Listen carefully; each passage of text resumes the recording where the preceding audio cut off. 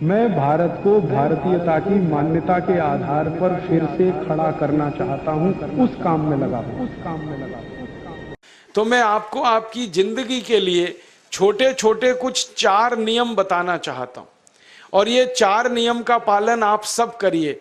मैं आपको विनम्रतापूर्वक लेकिन विश्वास से कहता हूं कि ये 4 नियम का जो भी पालन करेगा, जिंदगी में बीमारी और रोग उसको कभी आएंगे नहीं। आप भी अगर ये पालन करेंगे तो बहुत अच्छा होगा। मैं भी करता हूं मेरे जीवन। मैं पिछले 15 वर्षों से योग प्राणायाम करता हूं, उसके साथ कुछ नियम मैंने बनाए हैं, वो नियम का पालन करता हूं, और वही नियम आपको बताना चाहता हूं। स्वामी जी पालन करते हैं, मैं करता हूं, हमारे लाखों योग शिक्षक करते हैं, और इन नियमों का पालन करने से हमको इतना लाभ हुआ है कि कभी बीमारी आती नहीं। 15 साल से मैंने हर बार मेरा बीपी चेक किया, नॉर्मल है, शुगर नॉर्मल है, ट्राइग्लिसराइड्स नॉर्मल है, कोलेस्ट्रॉल नॉर्मल है। पिछले 15 साल में कभी सर्दी जुकाम भी नहीं हुआ, गला भी नहीं बैठा, कभी हॉस्पिटल नहीं देखा, कभी डॉक्टर के पास नहीं गए, क्योंकि जरूरत नहीं पड़ी। और वो जरूरत नहीं पड़ी क्योंकि हम निरोगी हैं, स्वस्थ हैं। ये निरोगी और स्वस्थ होने के लिए आयुर्वेद की एक छोटी सी जानकारी आपसे मैं शेयर करना चाहता हूं। आयुर्वेद में ये कहा गया है कि किसी भी व्यक्ति को निरोगी होना है, रोग मुक्त होना है, तो अपने जीवन में 3 बातों का ध्यान रखे। अपना वात, पित्त और कफ, तीनों का संतुलन रखे। वो 3 तरह के दोष हैं हमारे शरीर में, वात, पित्त, कफ। आपने सुना होगा, ये त्रिदोष आधारित शरीर है। जब वात बहुत बिगड़ जाता है तो 80 से ज्यादा रोग आते हैं। जब पित्त बहुत बिगड़ जाता है तो लगभग 46 से 50 रोग आते हैं, और जब कफ बिगड़ जाता है तो 28 रोग आते हैं, और वात, पित्त, कफ तीनों बिगड़ जाएं तो 148 रोग आते हैं। सर्दी, खांसी, जुकाम से लेकर और कैंसर तक जो आखिरी रोग माना जाता है, ये सब वात, पित्त, कफ के बिगड़ने का खेल है। तो इस देश के आयुर्वेद चिकित्सा के सबसे महान लोगों में से कुछ नाम आप जानते हैं, जैसे चरक ऋषि, जैसे सुश्रुत ऋषि। ऐसे एक ऋषि हुए बाघभट्ट। बाघभट्ट ऋषि ने एक पुस्तक लिखी है, उसका नाम है अष्टांग हृदयम, और एक पुस्तक लिखी है, उसका नाम है अष्टांग संग्रहम। इन दोनों पुस्तकों में उन्होंने 7000 नियम बताए हैं। उनमें से 4 बताता हूं, अच्छे लगे तो आज से ही पालन करो, और दूसरों को भी बताओ, ताकि कोई भी इन नियमों का पालन करे तो बीमार ही ना पड़े। ये चारों नियम हैं वात, पित्त और कफ को संतुलित रखने के लिए। अब वात, पित्त, कफ तीनों एक साथ आपके संतुलित रहें, तो उसके लिए पहला नियम है खाना खाने के तुरंत बाद पानी नहीं पीना। ये पहला नियम है। आप बोलेंगे ये तो बड़ी मुश्किल बात है, खाना खाते ही पानी पीते हैं हम तो सबके सब, और बिना पानी पिए खाना ही नहीं खाते।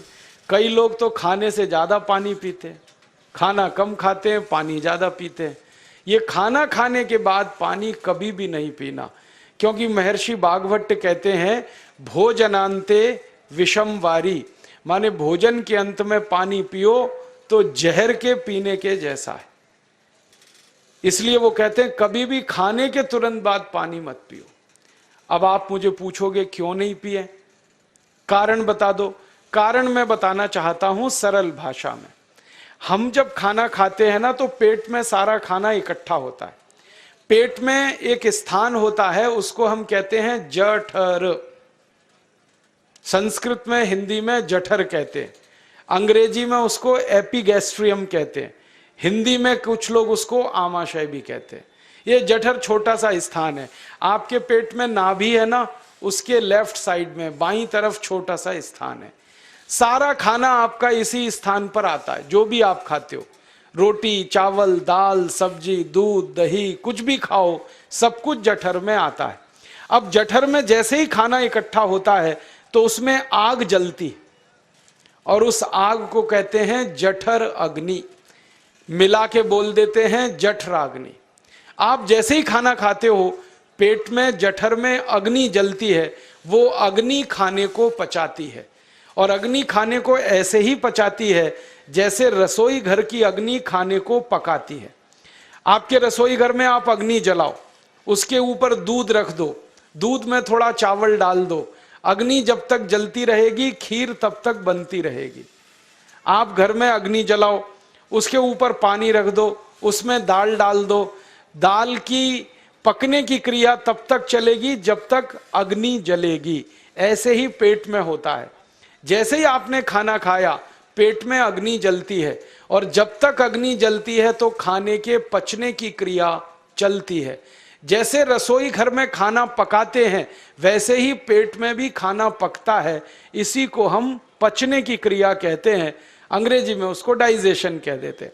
तो आपने खाना खाया, पेट में अग्नि जल गई, अब वो खाने को हजम करेगी, पचाएगी। अब मुझे एक प्रश्न का उत्तर दो आप, कि जैसे ही आपने खाना खाया पेट में अग्नि जल गई और वो खाने को पचा रही है, तुरंत आपने गट गट गट गट पानी पी लिया, और खूब ठंडा पानी पी लिया, बर्फ मिलाया हुआ पानी पी लिया, फ्रिज का पानी पी लिया। क्या होने वाला है? अग्नि जलेगी कि बुझेगी? अग्नि के ऊपर पानी डालो तो अग्नि और पानी की दोस्ती नहीं है, दुश्मनी है। पानी अग्नि को बुझा देता है। तो आपने खाना खाया, अग्नि जली, पीछे से गटगट पानी पी लिया, अब अग्नि शांत हो गई, अब खाना पचेगा नहीं, तो वो पेट में पड़ा पड़ा सड़ेगा, और सड़ा हुआ खाना 100 से ज्यादा विष पैदा करेगा, और वो 100 विष आपकी जिंदगी को नरक बना देंगे, और जिंदगी भर आप बीमार पड़े रहेंगे। आपको मालूम है, कई लोग कहते हैं मुझे पेट में बहुत गैस बनती है। ये गैस उन्हीं को बनती है जिनका खाना हजम नहीं होता। कोई लोग कहते हैं कि मुझे पेट में जलन होती है, ये जलन उन्हीं को होती है जिनका खाना पचता नहीं। कोई कहते हैं कि मेरे पेट में एकदम गुम हो जाता है, फूल जाता है, ये सब वो लक्षण हैं जब खाना पचता नहीं। तो खाना पचेगा नहीं तो सड़ेगा, सड़ेगा तो विष पैदा करेगा, और वो विष आपको बीमार करेंगे। इसलिए महर्षि बागभट्ट ने कहा, खाना खाते ही पानी मत पियो। समझ में आया? फिर आप बोलोगे कितनी देर तक नहीं पिए? कम से कम 1 घंटे तक। 1 घंटे बाद पानी पियो। आप बोलोगे जी 1 घंटा क्यों? ये जो अग्नि जलने की क्रिया है ये लगभग 1 घंटे तक ही चलती है पेट में, उसके बाद अग्नि अपने आप शांत हो जाती है, उसके बाद पानी पी लो। तो खाना अगर 10 बजे खाया तो 11 बजे पानी पियो, 11 बजे खाया तो 12 बजे पियो, 12 बजे खाया तो 1 बजे पियो, 1 घंटे बाद पानी पियो। अब आपके मन में यह सवाल आ सकता है कि खाना खाने के पहले पी लें क्या? हाँ पी लो, 40 मिनट पहले पेट भर के पानी पी लो। 10 बजे खाना खाना है, 9:20 पे खूब पानी पी लो, जितना पी सकते हो। 11 बजे खाना खाना है, 10:20 पे पी लो, खूब पानी पी लो, 40 मिनट पहले। आप और एक सवाल पूछ सकते हो कि अच्छा ठीक है, खाने के बाद पानी तो नहीं पिएंगे, कुछ और पी सकते हैं क्या पानी को छोड़कर? तो उसके लिए बागभट्ट जी कहते हैं कि खाने के तुरंत बाद अगर पीना है तो दही की लस्सी पियो, मट्ठा। खाने के बाद अगर तुरंत पीना है तो फलों का रस पियो, गन्ने का रस पी लो, संतरे का रस पी लो, मौसमी का रस पी लो, अनार का रस पी लो। अब आप कहोगे ये सब महंगी महंगी चीजें बता रहे हैं, गन्ने का रस, संतरे का रस, अनार का रस, पैसे तो है नहीं। तो सबसे सस्ता रस है नींबू का ही रस पी लो, शिकंजी बना के पी लो, वो तो सबसे सस्ता है। तो खाना खाने के बाद या तो दही की लस्सी पियो या रस पियो। और एक तीसरी चीज है, दूध पी सकते। तो खाने के तुरंत बाद पीना है तो दही की लस्सी या मट्ठा, खाने के तुरंत बाद पीना है तो कोई फल का रस, खाने के तुरंत बाद पीना है तो दूध। पानी 1 घंटे बाद पियो। और अगर एक बात ध्यान रखो तो अच्छा है कि सवेरे खाना खाते हैं जिसको हम ब्रेकफास्ट कहते हैं, नाश्ता, तो फलों का रस पीना अच्छा, दोपहर को खाना खाएं तो लस्सी और मट्ठा पीना अच्छा, और रात का खाना खाएं तो दूध पीना अच्छा। जो लोग इस नियम का पालन कर सकते हैं जिंदगी में कभी भी 80 रोग उनको नहीं हो सकते। वात पित्त कफ तीनों ही इस एक छोटे से नियम से संतुलित रहते हैं। तो ये पहला नियम मैंने आपसे कहा। दूसरा नियम एक और है, और वो नियम ये है कि पानी कभी भी पियो, घूट घूट भर के पियो। जैसे गरम चाय पीते हैं, गरम कॉफी पीते हैं, गरम दूध पीते हैं, एक एक घूट भर के, एक एक सिप करके, ऐसे ही पानी पीने की आदत डालो। ये मुंह में एक बार गिलास लगा लिया, गटागट उसको खाली कर दिया, ये तरीका गड़बड़ है।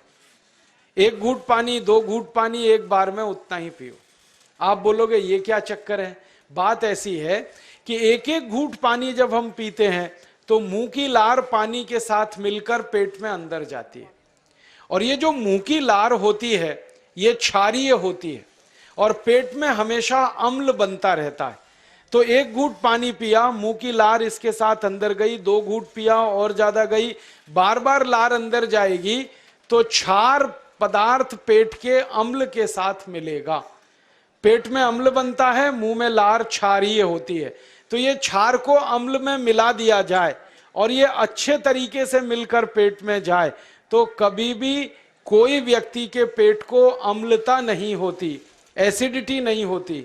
और पेट में अम्लता नहीं होती तो रक्त में अम्लता नहीं होती, और जिनके रक्त में अम्लता नहीं होती उनकी जिंदगी में कभी भी वात पित्त कफ के असंतुलन की स्थिति पैदा नहीं होती। इसलिए पानी घूट घूट करके पीना। मैं आपको एक छोटा सा मेरा ऑब्जर्वेशन बताता हूं, परीक्षण। आप भारत देश में या दुनिया में कहीं भी जाओ, मनुष्य को छोड़कर पशु पक्षियों को देखना शुरू करो, वो पानी कैसे पीते। किसी चिड़िया को पानी पीते हुए देखो, किसी पक्षी को पानी पीते हुए देखो, वो चोंच के एक बूंद ही के बराबर ही पानी उठाता है। एक बार में एक बूंद पानी लेगा, फिर थोड़ी देर चोंच चलाएगा, फिर पिएगा, फिर दूसरी बूंद लेगा, फिर चोंच चलाएगा, फिर पिएगा, फिर तीसरी बूंद। एक एक बूंद पक्षी पानी पीता है। कुत्ते को पानी पीते हुए देखो, चाट चाट के पानी पीता है। शेर को पानी पीते हुए देखो, चाट चाट के पानी पीता है। जितने जानवर चाट कर पानी पीते हैं, जितने पक्षी एक एक घूंट पानी पीते हैं, किसी भी पक्षी और किसी भी जानवर को डायबिटीज नहीं है, किसी को अर्थराइटिस नहीं है, कोई पक्षी ओवरवेट नहीं है, कोई पशु ओवरवेट नहीं है। वो सब स्लिम और ट्रिम है, क्योंकि वो इतने होशियार हैं कि पानी चाट के पीते हैं या घूट घूट करके पीते। अब मुझे ये हैरानी होती है कि ये पशु पक्षियों को कौन सिखाता है? वो अपने जन्म से ये ज्ञान सीख के आते, उनका कोई गुरु नहीं है, उनका कोई विद्यालय नहीं है, उनके कोई प्रशिक्षण शिविर नहीं लगते, फिर भी उनको इतनी अकल है कि पानी घूट घूट पीना। और हम ये मनुष्य जिनके इतने गुरु, इतने विद्यालय, इतने कॉलेज, सीखने वाले, सिखाने वाले, और हम मूर्खों के मूर्ख गटागट गटागट पानी पीते रहते। तो पानी पीने का तरीका बदल दो, घूट घूट भर के पानी पियो। ये दूसरा नियम है। तीसरा नियम है कि जिंदगी में कितनी भी प्यास लगे, ठंडा पानी कभी मत पियो। बर्फ डाला हुआ पानी, फ्रिज में रखा हुआ पानी, वाटर कूलर का पानी जिसका तापमान बहुत कम है, ये कभी मत पीना। क्यों? क्योंकि शरीर आपका गर्म है और पानी ठंडा है। अब होता क्या है वो मैं समझाता हूं सरल भाषा में। पेट तो गर्म है, अब इसमें ठंडा पानी डाल दिया आपने तो अंदर झगड़ा होता है। और झगड़ा क्या होता है? या तो पानी पेट को ठंडा करेगा या पेट पानी को गर्म करेगा।